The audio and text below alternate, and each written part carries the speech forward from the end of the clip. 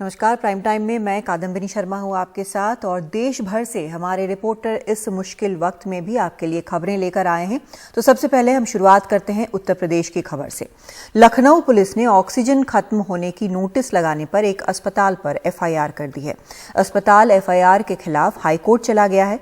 हालांकि supreme court ने कहा कि सोशल मीडिया पर ऑक्सीजन मांगने वालों पर कोई एफआईआर न की जाए। पुलिस का आरोप है कि अस्पताल के पास जरूरत भर ऑक्सीजन थी, उसने ऐसा जमाखोरी के लिए किया, जबकि अस्पताल का दावा है कि उसके पास सिर्फ 5 घंटे की ऑक्सीजन बची थी, इसलिए उसने नोटिस लगाया। मामला लखनऊ में गोमती नगर के सन हॉस्पिटल का है। यहां 5 मई को नोटिस लगा दी गई कि यूपी के सीएम और केंद्र सरकार से मांगने के बावजूद ऑक्सीजन नहीं मिली, लिहाजा तीमारदार मरीजों को बेहतर जगह ले जाएं। अस्पताल कहता है कि उसके पास 80 सिलेंडर का बैकअप रहता है। वो आधा होने पर उसने 2 मई से ही प्रशासन से ऑक्सीजन की गुहार लगानी शुरू की, लेकिन कोई जवाब नहीं मिला। तब नोटिस लगानी पड़ी। तब मेरे पास 5 घंटे का बैकअप लगा हुआ था। मैंने सुबह 4 बजे यहाँ पे जब हमारी उच्च अधिकारियों से बात हुई, सुबह 5 बजे नहीं दे पाए तो मैंने उसी समय नोटिस यहाँ पे चस्पा करा दी कि कम से कम अपनी सेफ्टी में मैं बचा रहा हूँ। कम से कम तीमारदार ये न कह सके कि मुझे नहीं बताया गया। दरअसल इलाहाबाद हाई कोर्ट ने कोविड को लेकर चल रही एक सुनवाई में 4 मई को अपने आदेश में जो लिखा उससे सरकार की किरकिरी हुई। हाई कोर्ट ने लिखा कि यह खबर भी वायरल हुई है कि लखनऊ के सन हॉस्पिटल और मेरठ के एक प्राइवेट अस्पताल ने वहां भर्ती कोविड मरीजों को लेकर सिर्फ इसलिए हाथ खड़े कर दिए क्योंकि उन्हें मांगने के बावजूद ऑक्सीजन सप्लाई नहीं मिली। अब अस्पताल पे पुलिस ने मुकदमा कर दिया है। उसके ऊपर डिजास्टर मैनेजमेंट एक्ट, महामारी अधिनियम और आईपीसी की दफा 188 और 269 में एफआईआर हुई।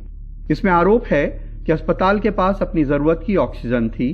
अस्पताल ने झूठ बोला कि 38 मरीज भर्ती हैं।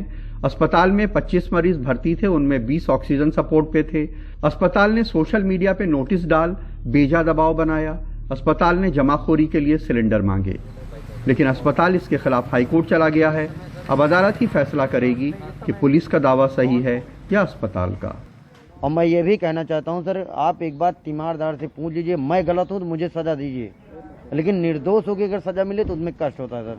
अब चाहे सरकार अपनी दामन बचा रही, चाहे अधिकारी अपना दामन बचा रहे हैं। सन कोविड हॉस्पिटल में अब ऑक्सीजन की सप्लाई पहले से कुछ बेहतर हुई है, लेकिन हॉस्पिटल प्रशासन का कहना है कि अभी भी उस तरह नहीं है जितनी लगातार ऑक्सीजन की जरूरत होनी चाहिए। लखनऊ में कैमरामैन राजेश गुप्ता के साथ कमाल खान, एनडीटीवी इंडिया। दिल्ली सरकार ने सुप्रीम कोर्ट को बताया कि उसे एक बार फिर 700 मीट्रिक टन से कम ऑक्सीजन मिली है। अब सुप्रीम कोर्ट ने केंद्र से कहा है कि उसे रोजाना दिल्ली को 700 मीट्रिक टन ऑक्सीजन देना ही होगा। कठोर कदम उठाने पर मजबूर न करें। ऑक्सीजन की कमी से जूझ रही राजधानी दिल्ली के लिए सुप्रीम कोर्ट ने फिर से अपना कड़ा रुख अपना लिया है। इस बार केंद्र सरकार को कह दिया कि चाहे कुछ भी हो, उसे रोजाना दिल्ली को 700 मीट्रिक टन ऑक्सीजन देनी ही होगी। जस्टिस डीवाई चंद्रचूड़ और जस्टिस एमआर शाह की पीठ ने कहा कि अगले आदेशों तक दिल्ली को 700 मीट्रिक टन ऑक्सीजन सप्लाई करते रहें। ऐसे हालात ना बनाए कि हमें कठोर कदम उठाने पड़े। केंद्र टैंकरों की बात करता है, लेकिन हम ड्राइवर नहीं हैं। इस मुद्दे पर और कुछ नहीं सुनना चाहते। हमने ऑक्सीजन ऑडिट के लिए विशेषज्ञ कमेटी बनाई है। वहीं केंद्र सरकार को एक बार झटका लगा जब सुप्रीम कोर्ट ने कर्नाटक हाई कोर्ट के रोजाना राज्य को 1200 मीट्रिक टन ऑक्सीजन देने के फैसले में दखल देने से इनकार कर दिया। अदालत ने कहा, कर्नाटक के लोगों को अधर में छोड़ा नहीं जा सकता। हाईकोर्ट का आदेश तर्कसंगत है और असाधारण अधिकार क्षेत्र में लिया गया है। जब लोग मर रहे हों तो हाईकोर्ट शांत नहीं बैठ सकता। जाहिर है कि सुप्रीम कोर्ट का एक कदम केंद्र सरकार के लिए मुश्किलें लेकर आया है। हाई कोर्ट हो या फिर सुप्रीम कोर्ट, केंद्र सरकार चारों ओर से घिर चुकी है। जाहिर है, जब केंद्र सरकार बार बार ये दावा कर रही है कि देश में ऑक्सीजन की कोई किल्लत नहीं है, तो फिर इन दावों का असर जमीन पर भी दिखाई देना चाहिए। नई दिल्ली से आशीष भार्गव, एनडीटीवी इंडिया। तो ये तो दिल्ली का हाल था। वैसे अब दिल्ली से दूर गांव कस्बों तक कोरोना फैल रहा है। बड़े अस्पतालों की शिकायत है कि मरीज काफी बीमार होने के बाद भर्ती होने आता है, इसके चलते मृत्यु दर बढ़ रही है। रविशंजन शुक्ला की खास रिपोर्ट।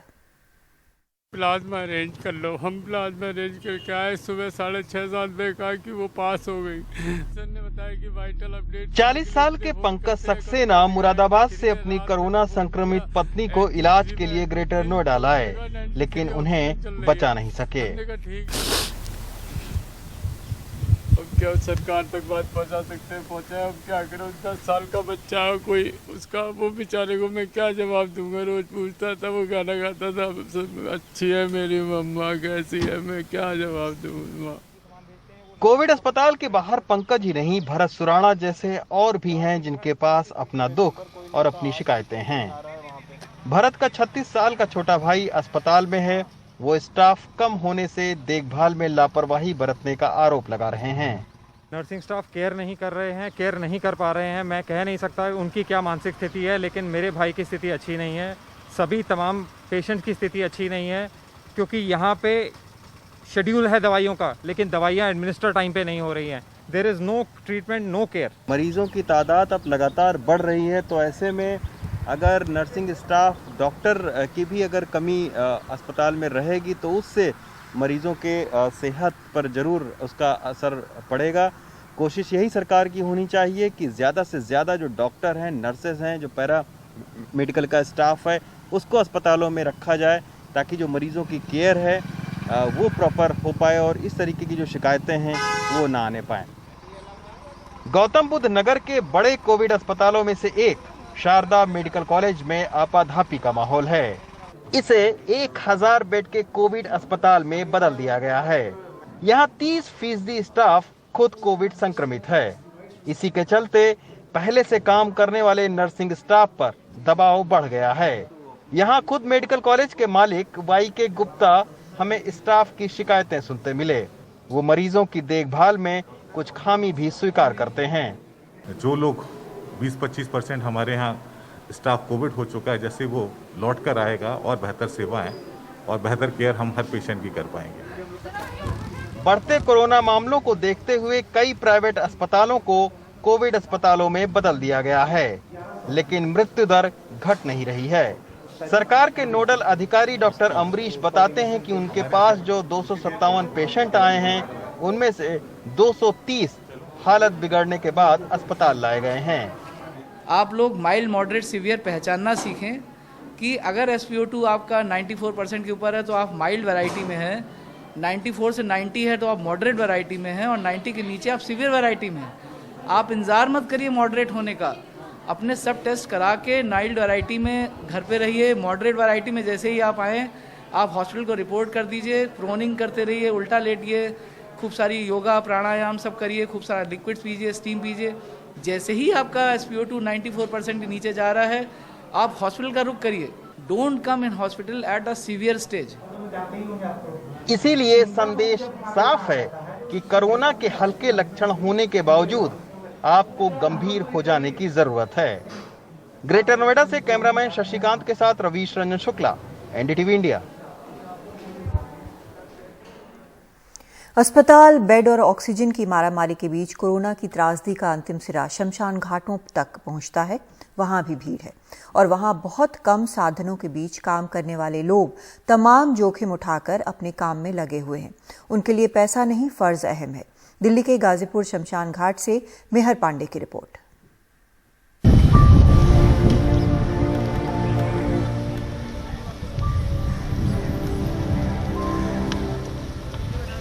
शवदाह में काम करने वाला एक 19 साल का कामगार पूर्वी दिल्ली के गाजीपुर शमशान घाट में दिन की अपनी 7वीं चिता तैयार कर रहा है।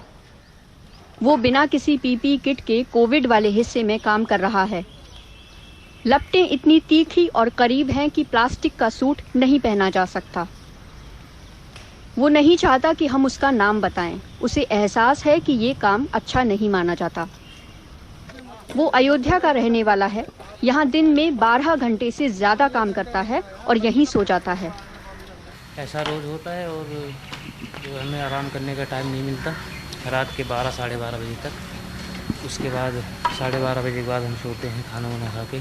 फिर 5 बजे सुबह उठना पड़ता है, साफ़ सफाई करना।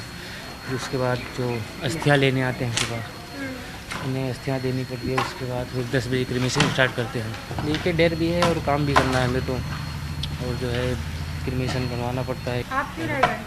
जी हमें देखो थोड़ा डर तो था, लेकिन हमें काम भी वो करना था। हम काफ़ी दिन से यहाँ हैं, तो जैसे हमें अचानक नहीं जा सकते छोड़कर, जिम्मेदारियाँ थी ऊपर कि हमें जैसे काम करना है यहाँ का। हम छोड़ के चले जाएंगे तो यहाँ थोड़ी जो आने वाली पब्लिक है यहाँ आएगी, बॉडी आएंगी तो उन्हें परेशानी होगी आप उन्हें करने से काम।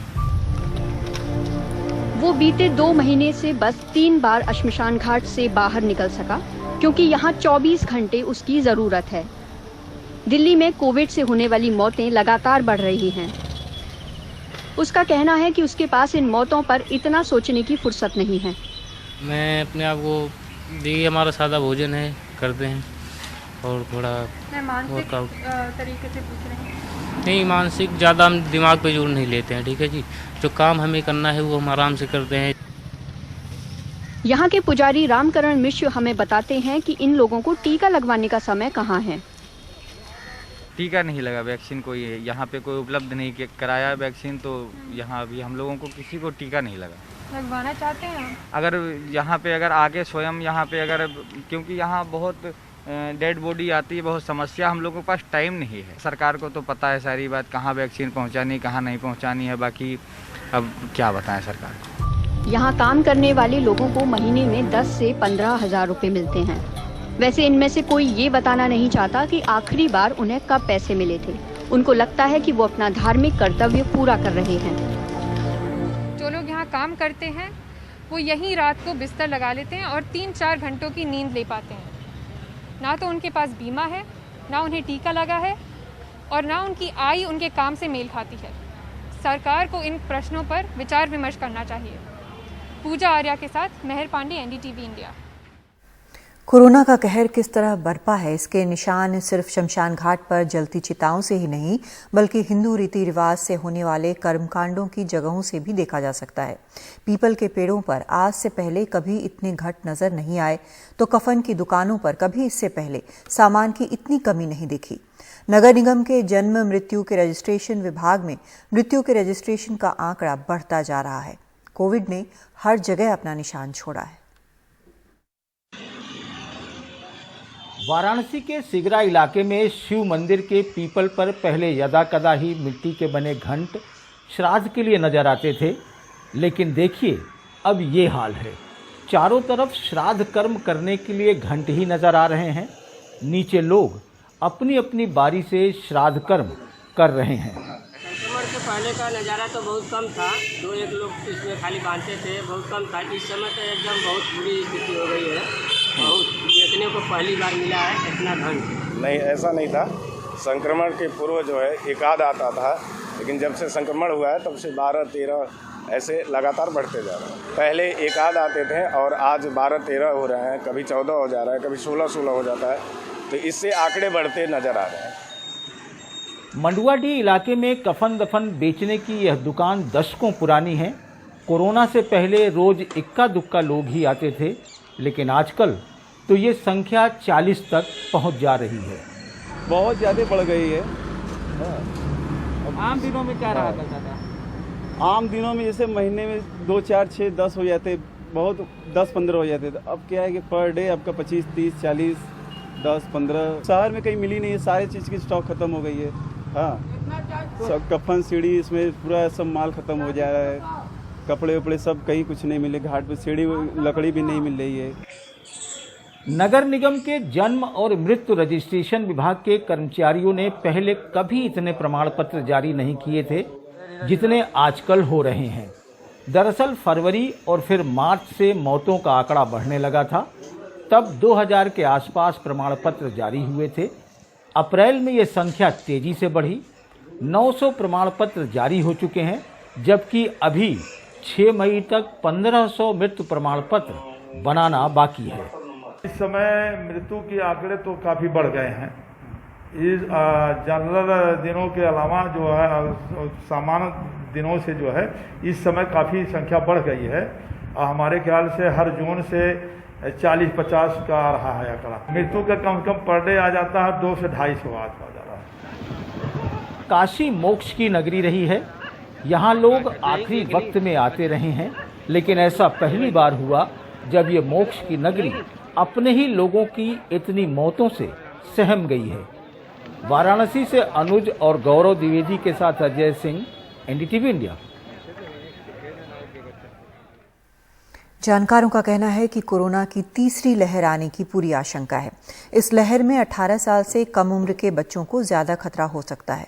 महाराष्ट्र सरकार ने इस तीसरी लहर के लिए तैयारी शुरू कर दी है। पीडियाट्रिक टास्क फोर्स और पीडियाट्रिक कोविड केयर वार्ड बनाने की तैयारी हो रही है। कोरोना की तीसरी लहर को लेकर शीर्ष वैज्ञानिक सलाहकारों की ओर से दी गई चेतावनी के बाद अब महाराष्ट्र सरकार ने इससे लड़ने के लिए तैयारियां शुरू कर दी हैं। महाराष्ट्र के स्वास्थ्य मंत्री राजेश टोपे के अनुसार इस दौर में बच्चों का खास ध्यान रखने की जरूरत है। माननीय मुख्यमंत्री जी ने कल रात को 10-11 बजे बहुत लेट आवर्स तक मुंबई के और अन्य पीडियाट्रिशियन से बैठक ली है। हम एक पीडियाट्रिशियन टास्क फोर्स बना रहे हैं, क्योंकि 18 साल के आगे के लोगों के लिए हम टीकाकरण कर रहे हैं, लेकिन 18 साल के नीचे के उम्र के लोगों बच्चों में टीकाकरण नहीं हो रहा है। सरकार का कहना है कि इस दौर की तैयारी में बच्चों के लिए अलग से बेड तैयार हो रहे हैं।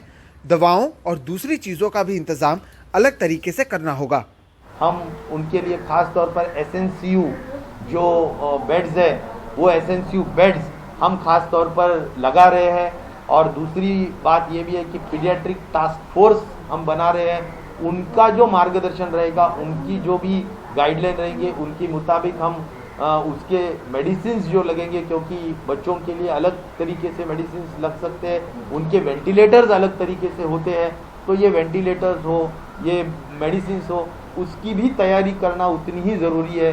तो और छोटे बच्चे होते हैं, उनको उनके माँ के साथ रहना पड़ता है। तो ऐसे वक्त किस तरह से तैयारी करना ज़रूरी है, ये सब के बारे में पूर्व सोच होना ज़रूरी है और प्री प्लानिंग होना ज़रूरी है। इसीलिए ये टास्क फोर्स हम बना रहे हैं।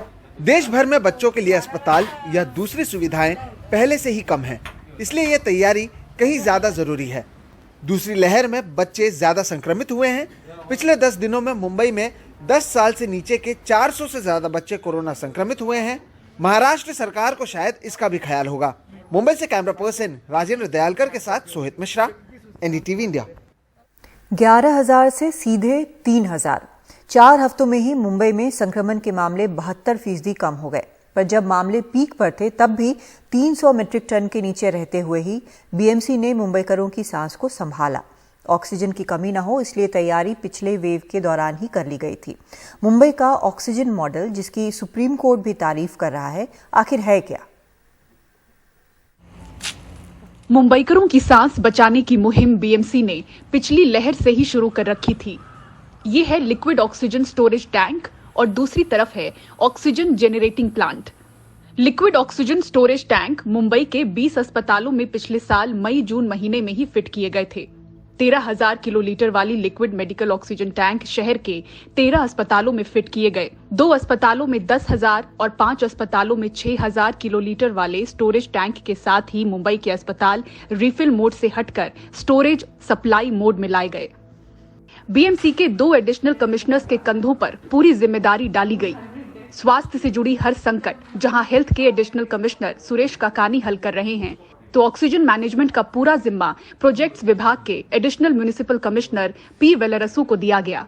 बड़ा बड़ा हॉस्पिटल में डबल टाकी बिठाया, उसका क्या फायदा हुआ? हमारा टैंकर लेट आ गया तो भी हमको प्रॉब्लम नहीं हुआ, स्टॉक में था। दिल्ली में मैंने देखा, उसमें एक समझ आ रहा, उसको बैक टू बैक चल रहा है, उसका टैंकर आने के लिए लेट हो रहा है। अपना पास ये हमने इतना 20 टैंक बिठाया, उसमें बहुत अपना को ये फायदा मिला। हम थोड़ा रिस्क लिया, इसमें खर्चा तो हुआ उसको, लेकिन अप्रूवल लेके हम आगे जाके उसको पूरा फिट कर दिया।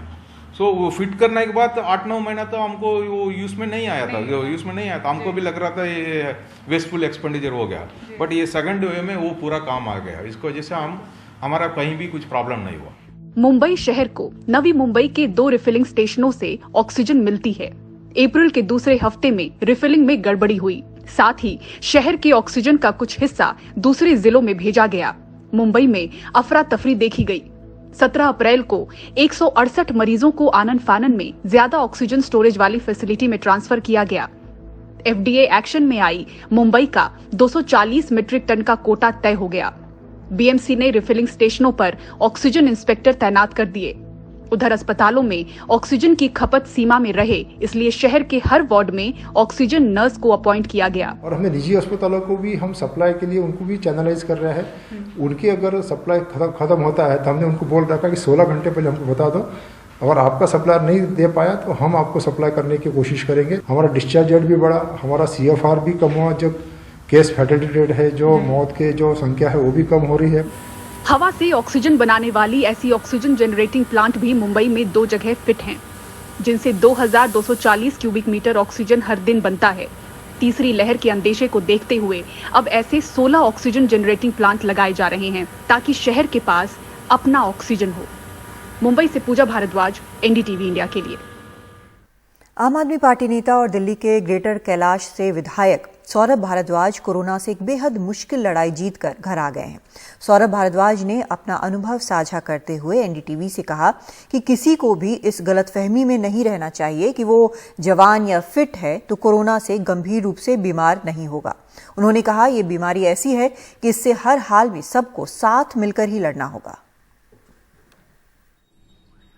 मैं इस हॉस्पिटल में हूँ।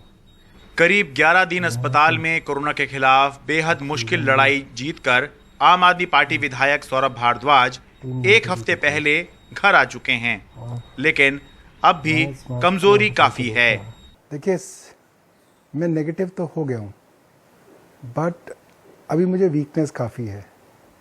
सांस जो है, मेरे जो फेफड़ों की जो पूरी क्षमता है वो उस पर काम नहीं कर रहे हैं। तो मुझे लगता है डॉक्टर्स कह रहे हैं धीरे धीरे जो है वो क्षमता बढ़ेगी।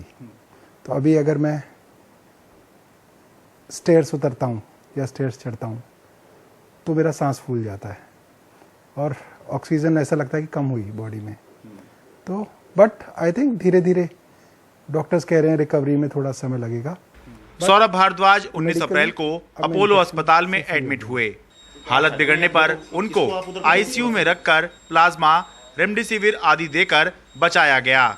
इस दौरान उन्होंने एक वीडियो जारी किया था जिसमें ऑक्सीजन को लेकर केंद्र और हरियाणा सरकार से सहयोग करने की अपील की थी। मैं सेंट्रल गवर्नमेंट और हरियाणा गवर्नमेंट को ये रिक्वेस्ट करता हूँ कि इस तरीके की चीज़ें ना करें। बहुत सारे लोग इस ऑक्सीजन पे डिपेंडेंट हैं। ये मैसेज सिर्फ इसलिए किया कि यार ये लड़ाई बहुत बड़ी है और सिचुएशन बहुत ख़राब है। ये वक्त जो है ना, ये इस चीज़ का नहीं है कि सेंट्रल गवर्नमेंट दिल्ली गवर्नमेंट को नहीं दे रही है। सौरभ भारद्वाज कहते हैं कि उनको इलाज और ऑक्सीजन दोनों मिल गए, लेकिन ये दुर्भाग्यपूर्ण है कि बहुत से लोगों को इलाज नहीं मिल सका और उनकी जान चली गई। अगर आप जवान हैं और फिट हैं तो कोरोना से गंभीर रूप से बीमार नहीं होंगे, ये गलतफहमी अब सौरभ भारद्वाज भी नहीं रख रहे हैं, आप भी मत रखिए। कोई बहुत ज्यादा डर नहीं था कि कोरोना हो जाएगा, तो ऐसा लगता था कि हो जाए तो ठीक है, एक बार अपना ठीक हो जाएंगे तो कम से कम दोबारा नहीं होगा, तो थोड़ा और इंडिपेंडेंट हो जाएंगे। बट जिस तरीके से अनप्रिडिक्टेबल डिजीज है ना, यही इसकी सबसे जो है ना खतरनाक एस्पेक्ट है कि ये अनप्रिडिक्टेबल है। आप नहीं बता सकते कि ये आपके शरीर में कहां तक जाएगा और आपको ये कितना नुकसान पहुंचा सकता है। यानी कोरोना में आपको आत्मविश्वास की जरूरत है, अति आत्मविश्वास की नहीं। दिल्ली से शरद शर्मा, NDTV इंडिया।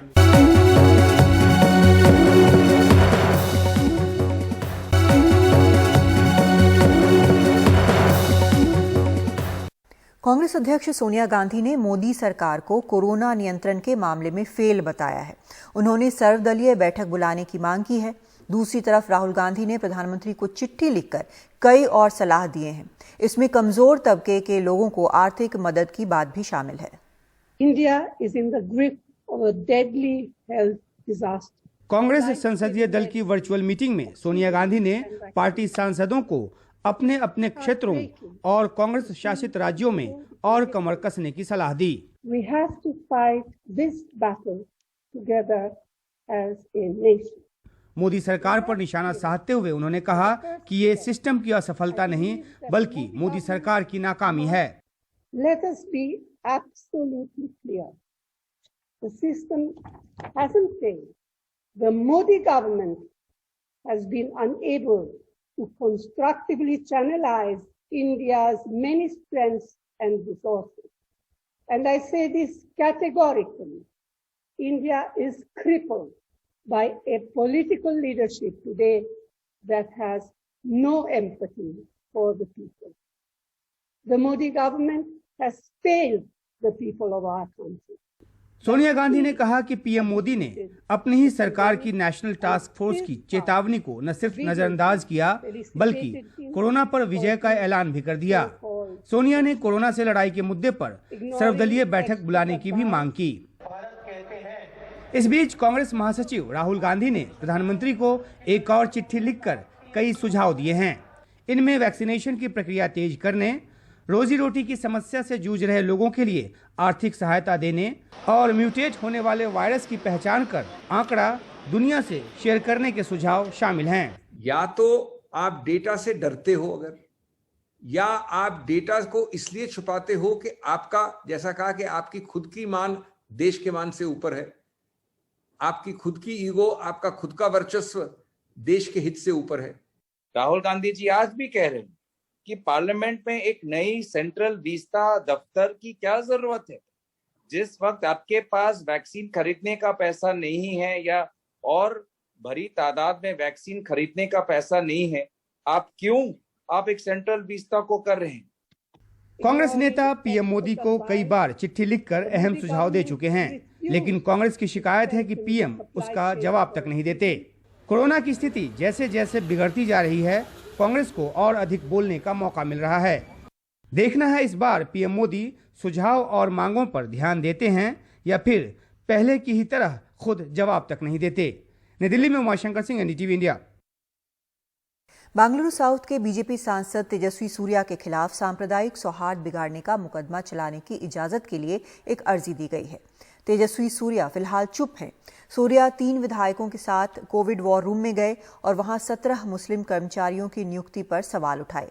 उनके साथ ही विधायकों ने इंचार्ज से ये भी पूछा कि बहाली मदरसे में होनी थी या बीबीएमपी में। कुल मिलाकर एक बड़ा विवाद उठ खड़ा हुआ है। बेंगलुरु के जाने माने सामाजिक कार्यकर्ता और क्रिमिनल लॉयर बी बालन ने डिप्टी कमिश्नर से बीजेपी सांसद तेजस्वी सूर्या के खिलाफ आपराधिक मुकदमा चलाने की इजाजत मांगी है। उनका आरोप है कि सूर्या और उनके साथी विधायकों ने जानबूझकर माहौल खराब करने की कोशिश की।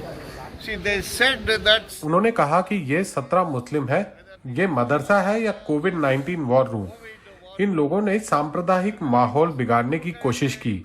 अगर मुझे डीसी से मुकदमा चलाने की इजाजत नहीं मिली तो मैं हाई कोर्ट में अर्जी दायर करूंगा।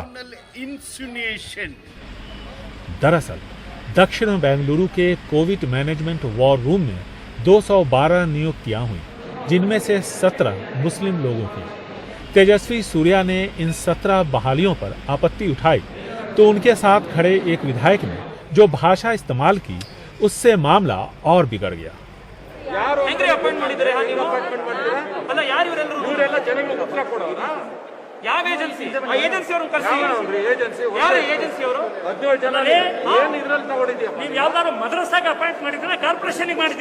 सूर्या पहले भी विवादित बयानों के लिए जाने जाते हैं। इनके खिलाफ आवाज अब हर तरफ से उठने लगी। At our most difficult moment since then. चुने हुए नुमाइंदे नफरत की राजनीति का ध्रुवीकरण कर रहे हैं। ये सवाल सत्ताधारी पार्टी को खुद से पूछना चाहिए। इन 4 लोगों ने जो बयान दिया, जिस तरह की हरकत की और शर्मनाक बयान दिया, वो इन्होंने अपने तौर पर दिया था। फिर पार्टी के इशारे पर, ये मैं नहीं जानता, लेकिन इतना ज़रूर कह सकता हूँ कि इस बयान से सांप्रदायिक ध्रुवीकरण तेज होगा और उसके बहुत बुरे नतीजे होंगे। वॉर रूम के 212 कर्मचारियों में से सिर्फ 17 मुस्लिम थे। आखिर बीजेपी सांसद तेजस्वी सूर्या ने उन 17 मुस्लिम नामों को ही क्यों उछाला, वो भी ऐसे माहौल में जबकि हर शख्स एक दूसरे की आगे बढ़कर मदद कर रहा है। सवाल ये उठ रहे हैं कि क्या तेजस्वी सूर्या जानबूझकर अपने साथियों के साथ सांप्रदायिक माहौल बिगाड़ने की कोशिश कर रहे थे। अब इसी सवाल का जवाब तलाशने के लिए तेजस्वी सूर्या के खिलाफ अदालती कार्रवाई की तैयारी चल रही है। बेंगलुरु से कैमरामैन कुमार के साथ निहाल खिदवई, NDTV इंडिया।